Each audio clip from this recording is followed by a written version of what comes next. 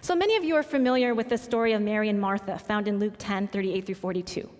Let me read it for us so that it remains fresh in our memories. Now, as they went on their way, Jesus entered a certain village where a woman named Martha welcomed him into her home. She had a sister named Mary who sat at the Lord's feet and listened to what he was saying.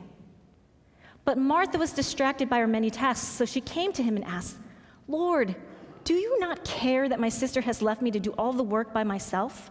Tell her to help me." But the Lord answered her, "Martha, Martha, you are worried and distracted by many things. There is need for only one thing, and Mary has chosen the better part, which will not be taken away from her."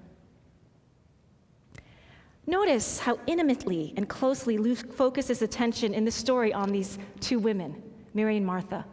Presumably the disciples or the other guide disciples are around, but they sort of like fade into the background. Mary and Martha are very close to Jesus and in alignment with his work and mission. The familiarity of their conversation implies or suggests that they know each other well, that this is not the first time they have received him into their home. Now, contrary to the ways this passage has been interpreted to pit one sister against the other, I believe Luke seeks to hold up both women as exemplary disciples. Martha receives Jesus into her home, not merely as an attentive host, but as a devoted, albeit distracted disciple.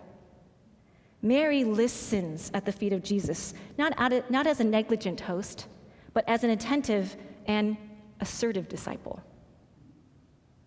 It's helpful to note that Mary and Martha also figure prominently in John's gospel, but always in relation to being the sisters of Lazarus. Even when Mary commits her fragrant and flagrant act of anointing Jesus' feet with costly perfume in chapter 12, John makes a point of mentioning that they are in the home of Lazarus. This is not to say that John doesn't pay close attention to both Mary and Martha, because he certainly does. But this is to say that in Luke's story about Mary and Martha, Lazarus is just nowhere to be seen. He's not even mentioned. These two sisters are responsible for welcoming and receiving Jesus into their home as his hosts. The practice of hospitality in the ancient Mediterranean was a fundamental and sacred custom. Thus, Martha behaves appropriately and graciously. She's a host. And think about this. Jesus is an itinerant preacher. He and his disciples, the 12 and the 70 who travel along with him, they relied on the hospitality of strangers going from home to home. How else are they going to be fed?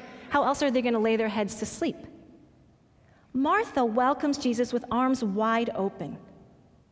It's Mary who steps out of line. Mary is supposed to help her sister serve the guests. She's supposed to be Martha's wing woman. Mary, from Martha's perspective, avoids doing what's most important. She's being selfish even, negligent. She's just sitting there listening to Jesus. Who does Mary think she is? And why does Jesus rebuke Martha but not Mary? Martha, Martha, you are worried and distracted by many things. Interestingly, that Jesus never reprimands Martha for being busy with her many diakoinion, or tasks, as the NRSV translates it. It's not until Martha complains about her many tasks and her sister's unhelpfulness that Jesus actually says anything negative about Martha's activities. Now, we don't know for sure that Martha is actually engaged in domestic housework. The word could refer to the broader ministry service of hospitality that involved not just serving a meal, but serving the word. We have that word in Acts 6:4, with Stephen and others serving the meal and serving the word. Though we don't know for sure exactly what tasks are distracting Martha, I think it's fair to assume that from her perspective, she's trying to serve the Lord and receive him fully as her honored guest and as her treasured Lord. Now let's return to the question I imagine Martha grumbling to herself. Who does Mary think she is? This is a question many of you have asked yourselves or have been asked by others as you have audaciously sought to embrace your call to follow Jesus in the very particular way of pastoral or vocational or church leadership. Who do you think you are? The fact that Mary sits at the Lord's feet and listens to what he's saying means that Mary thinks she is a disciple of Jesus, irrespective of her gender. Now, make no mistake, both Mary and Martha are devoted disciples and lovers of Jesus. Both express their desire to be with him.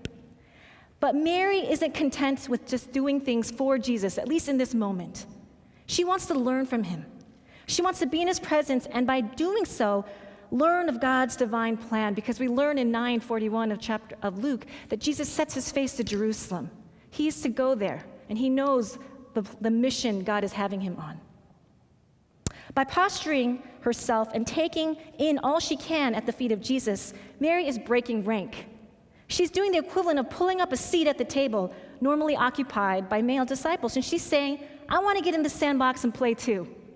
I want to develop and grow as a disciple. She takes a countercultural and gender-reversing initiative to learn from the one she's following, to be poured into and invested in as a disciple. Mary takes up the posture of authority, not subservience, by asserting her discipleship at his feet in this place. I should note, I do believe in servant leadership. It is crucial for the Christian minister, is it not? But more often than not, the sisters do the serving, while the brothers do the leading. Jesus doesn't discount or devalue Martha and the way she chooses to love him, but he admonishes her anxiety and frustration over what Mary is not doing. He wouldn't have said anything, presumably, if Martha hasn't mentioned, well, look at my sister and what she's failing to do, what she's not doing. Mary is not doing what Martha and probably all the others in the room expect her to do. And Jesus, strangely, shockingly, is okay with this. She takes up the kind of posture that wasn't expected of her as a woman, and rather than discourage or rebuke her, he affirms her and even protects her place at his feet, or for us at the table.